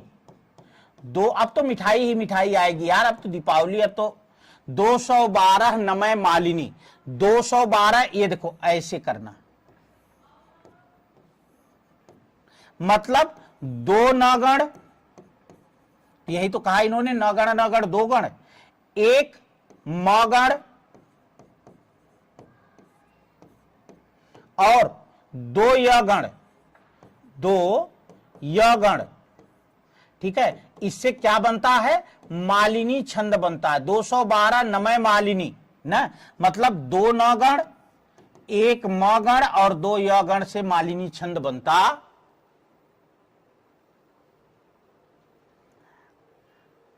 देखो शशि जी, मैं एक बात बताऊं, समर्पण बहुत अच्छी चीज है पर आनंद भी चीज है।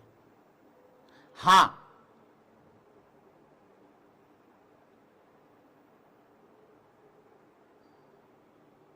बिल्कुल जितेंद्र जी, बहुत अच्छी बात आपने बताई कि ये जो है, ये तो बिल्कुल आपने जो बताया वो उसका सूत्र है संस्कृत का।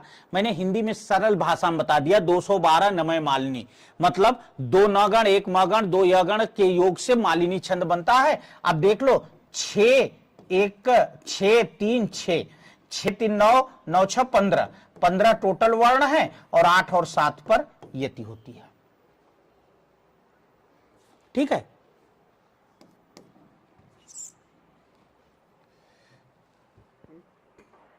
इंद्र वज्रा नहीं है रोहिणी जी, इंद्र वज्रा का सूत्र होता है म भ न त त गौ, इंद्र, इंदर,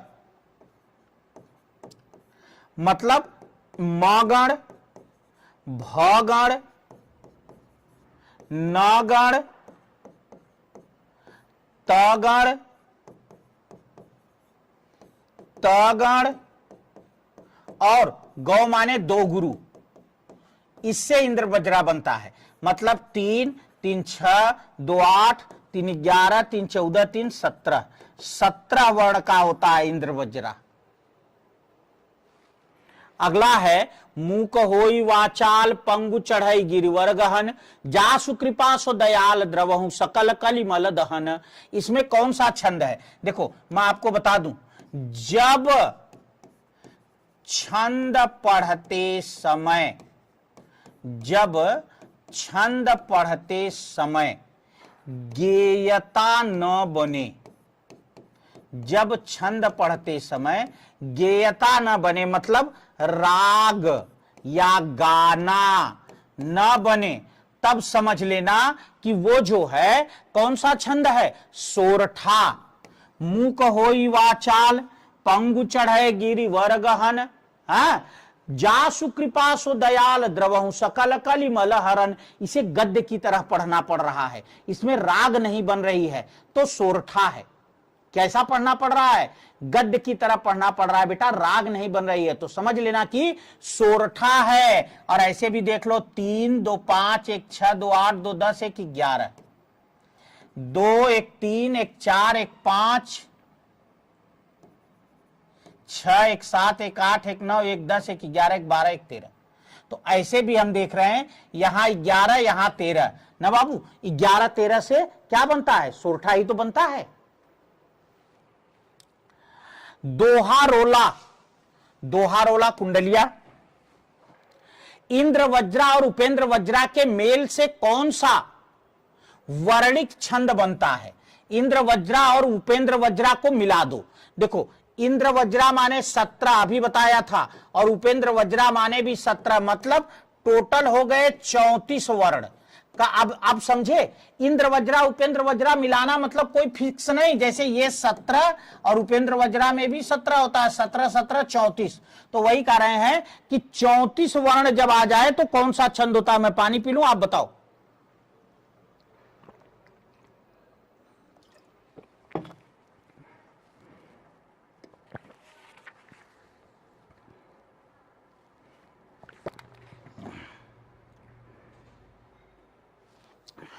उपजाति छंद कहते हैं बेटा, नोट कर लेना, उपजाति छंद कहते हैं।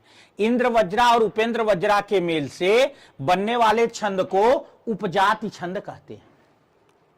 अगला है अवधि शिला का उर पर था गुरु भार, तिल तिल काट रही थी दृग जलधार। अवधि शिला का उर पर था गुरु भार और तिल तिल काट रही थी दृग जलधार। कौन सा छंद है? दोहा, सोरठा, रोला, बरवय।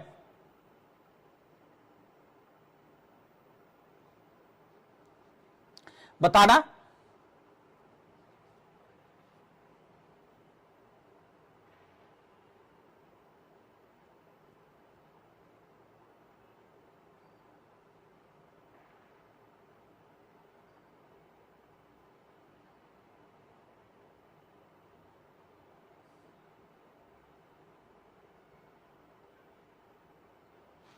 बताना बेटा, बिल्कुल। देखो 1 2 3 3 1 4 2 6 6 2 8 8 1 2 3 4 2 6 1 7 1 8 2 10 1 11 ना, नहीं हाँ मैं समझ गया।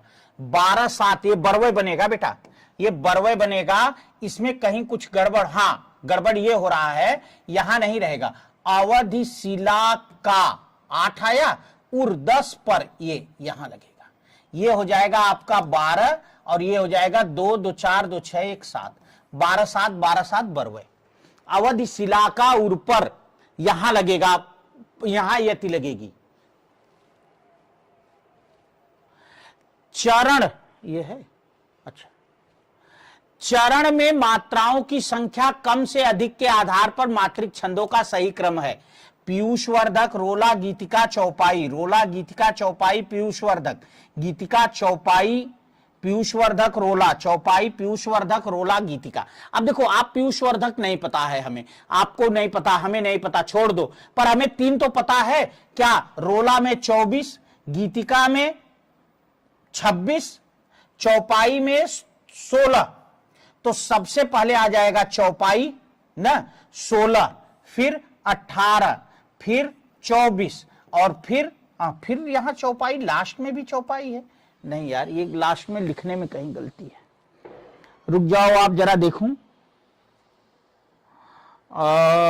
कहां गया? चौपाई, पीयूषवर्धक, रोला, चौपाई ना, लिखा तो इन्होंने यही है यार, ये गड़बड़ किया इन्होंने। ये लास्ट में रोला नहीं होगा, यहां होगा गीतिका। ये किताब में भी यही लिखा था, इन्होंने गलत लिखा था, टाइप वाले की दोष नहीं है। अब ये सही हो जाएगा। चौपाई, पीयूषवर्धक, ये शायद 18 होता है, जरा देख लेना, क्लियर बिल्कुल नहीं है। रोला 24, गीतिका 26, इसे पर देख लेना जरूर।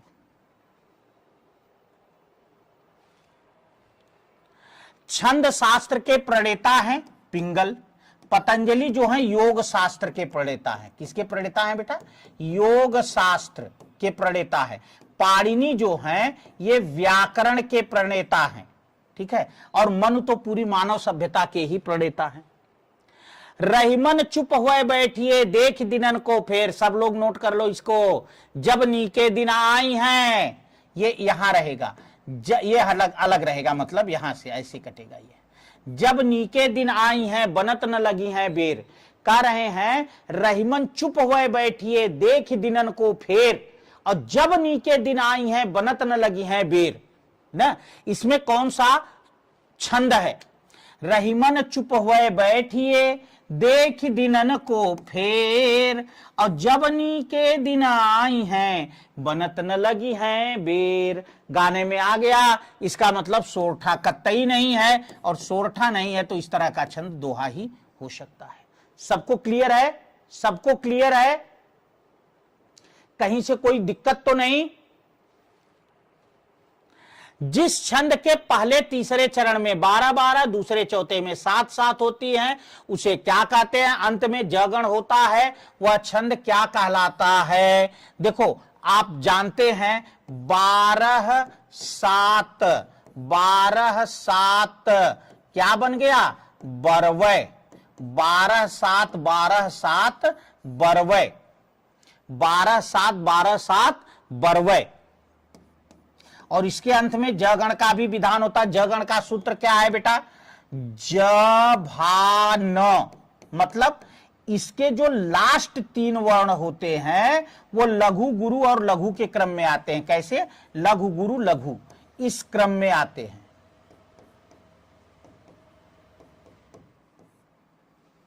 ठीक है।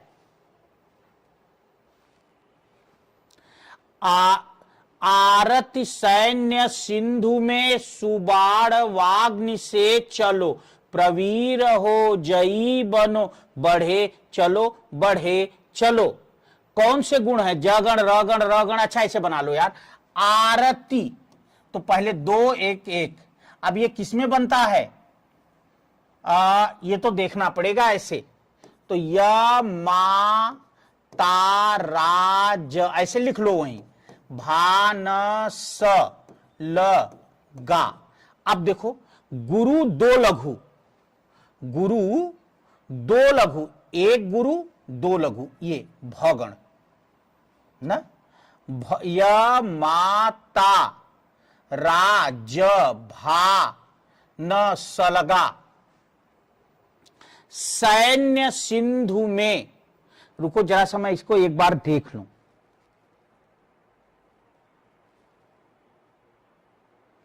चलिए,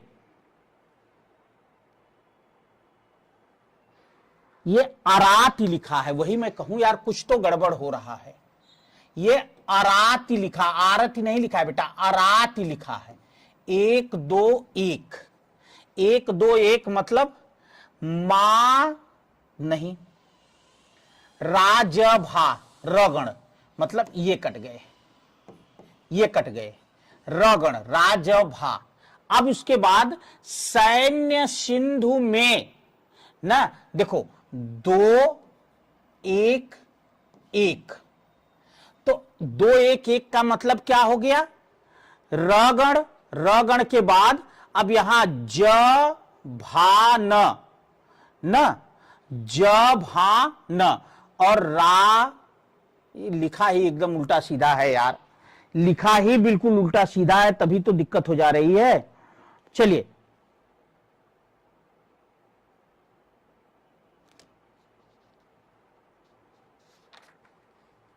इसमें टाइप में इधर उधर हो गया है,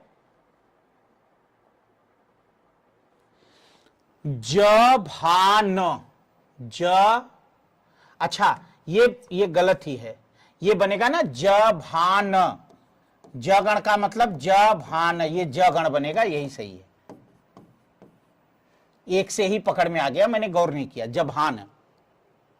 चलो, यालकुटियरु कामरिया, बस 2-3 क्वेश्चन और, यालकुटियरु कामरिया पर, इसमें पहला ही रहेगा बेटा, क्योंकि इसमें देखो कह रहे हैं ना अराती, मैंने बताया ना अराती लिखा था वहां, अ माने 1, रा माने 2, ती माने 1, ज भान, ज भा न, तो जगण का है ना ये, और ये जगण का है, तो जगण केवल 1 में है, आगे बस काम खत्म करो। चलो अगला है, यालकुटियरु कामरिया पर राजती हूं पुर को तजी डारऊं, 8 सिद्धि 9 निधि को सुख नंद की धेनु चराई बिसारों, रस खान कबउन आखिन ते ब्रज के बन बाग तड़ाग निहारों, कोटि कहूं कल धौत के धाम करील के कुंजन ऊपर वारों, ना रसखान का सवैया है। किस छंद में 6 चरण होते हैं, 6 चरण, 6 चरण नहीं 6 पंक्ति होती है, क्योंकि चरण तो और भी होते हैं। देखो याद रखना बेटा, छप्पय और कुंडलिया, छप्पय और कुंडलिया ये 2 ऐसे छंद हैं बेटा, छप्पय और कुंडलिया ये 2 ऐसे छंद हैं बेटा जिनमें 6 पंक्ति होती है, ठीक है, छप्पय और कुंडलिया, क्योंकि आप जानते हैं 2 पंक्ति दोहा की और 4 पंक्ति रोला की, तो 6 लाइन हो गई ना।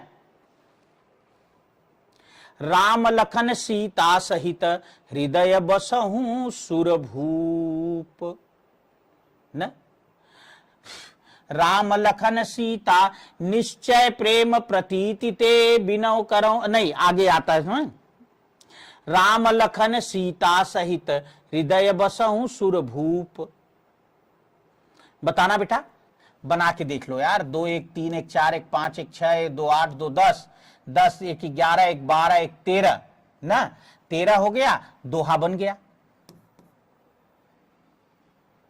अच्छा दोहे का लक्षण देखो, मैंने बताया था लास्ट में जो है, ये देखो लास्ट में देखो विषम मात्रिक आया कि नहीं, ये दोहे का बहुत चर्चित लक्षण है बेटा, दोहा जो होता है उसमें लास्ट में यहां विषम मात्रिक ही 99% आता है,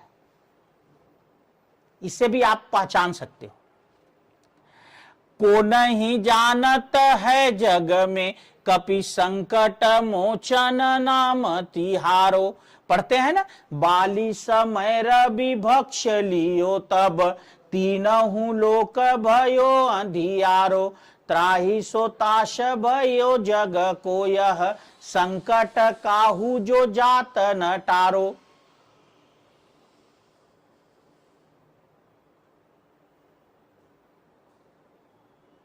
नहीं, कि दरअसल मैंने वहां गौर नहीं किया था ना, मुझे लगा जो है लिखा भी गलत था ना। चलो फटाफट बताना बेटा, मत गयंत, क्या बात है भाई, क्या बात, को नहीं जानत है जग में कपि संकट मोचन नाम तिहारो, ना जल्दी बताना, आप लोग तो खूब बना लिए यार। चलिए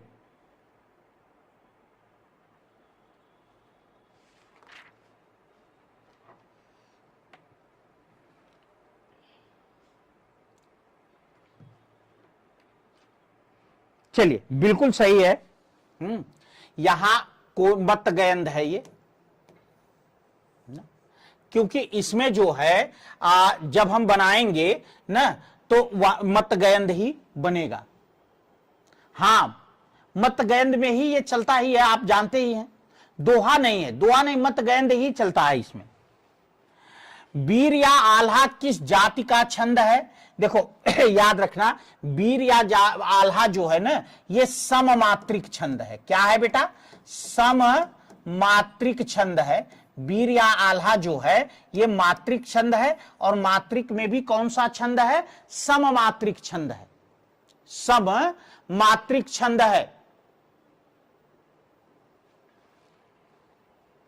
जिस छंद के पहले तीसरे चरण में 13-13, सब लोग जानते हैं बेटा, पहले तीसरे में 13-13, दूसरे चौथे में 11-11, मतलब दोहा।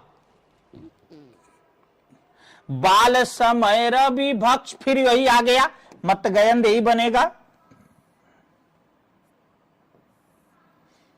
देखो अब मैं करके एक दिखा दूं।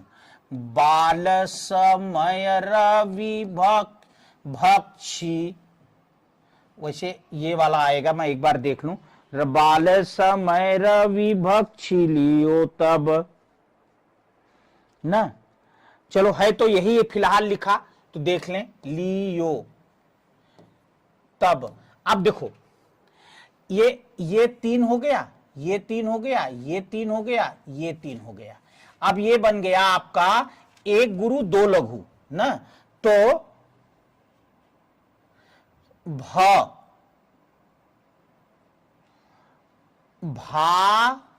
न स, बाल समय रवि भक्ष लियो तब, बनेगा मत गयंद ही यार ना। ये लिखने में थोड़ा इधर उधर हो रहा है तो मामला गड़बड़ बन जा रहा है। 7 भकार गकार उभय तब मत गयंद बने सुखदानी ना। मत गयंद का सूत्र है 7 भकार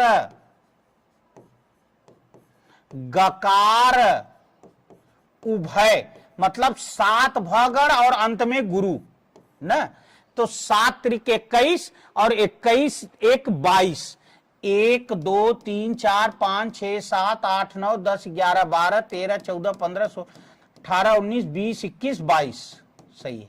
7 भकार गकार उभय तब मत गयंद बने सुखदानी। 22 वर्ण होता है, 22 ही है। कौन सा छंद का प्रकार नहीं है? दोहा, सोरठा, दृष्टांत, चौपाई। आप लोग जानते हैं दृष्टांत जो है बेटा, दृष्टांत अलंकार है। दृष्टांत क्या है? दृष्टांत अलंकार है। चलिए, जिन बच्चों ने हमारे इस टेलीग्राम को नहीं ज्वाइन किया, प्लीज ज्वाइन कर लो यार। यूपी टेट, सुपर टेट और टीजीटी पीजीटी वाले टारगेट करके है, यहां जो है इसे ज्वाइन कर लो, ठीक है। तो बस आज इतना ही, फिर मिलते हैं कल 7 बजे, तब तक के लिए बहुत बहुत धन्यवाद।